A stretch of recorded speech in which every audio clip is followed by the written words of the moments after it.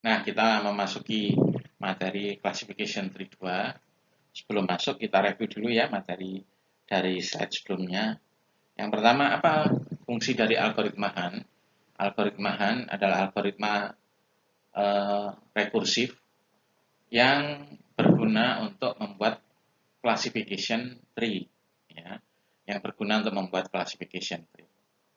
Jadi mula-mula seluruh data training dimasukkan ke satu node, misalnya node T, ya. Kemudian kita menghitung ketidakmurnian atau mengecek kemurnian dari T.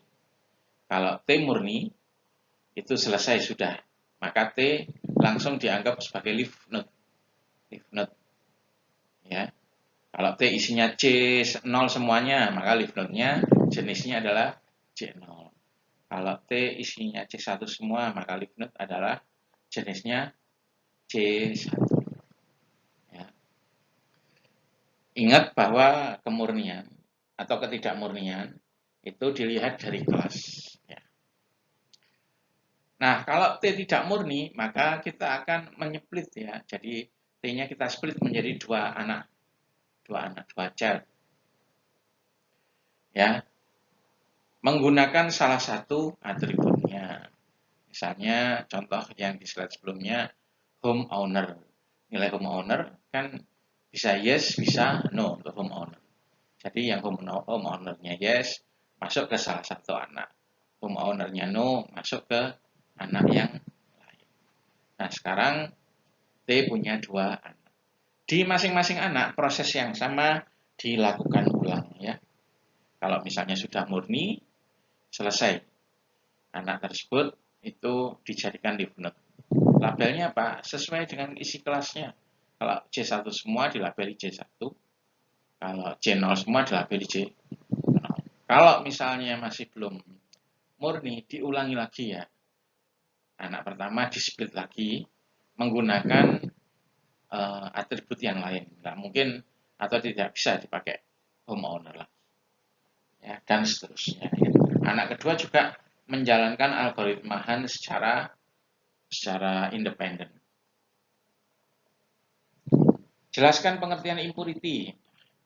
Impurity ialah ketidakmurnian sebuah node. Ya. Ketidakmurnian itu dihitung berdasar kelas. Ingat, berdasar kelas, bukan atribut. Ya. Jadi yang dihitung murni kalau kelasnya sudah sejenis, ketidakmurniannya nilainya pasti 0. Ya. Kalau masih campuran, ada C0, ada C1, maka itu tidak. Jelaskan 3 cara menghitung impurity. 3 metrik ya. Jadi suatu node bisa dihitung impurity-nya bisa pakai gini, bisa menggunakan misclassification error atau bisa menggunakan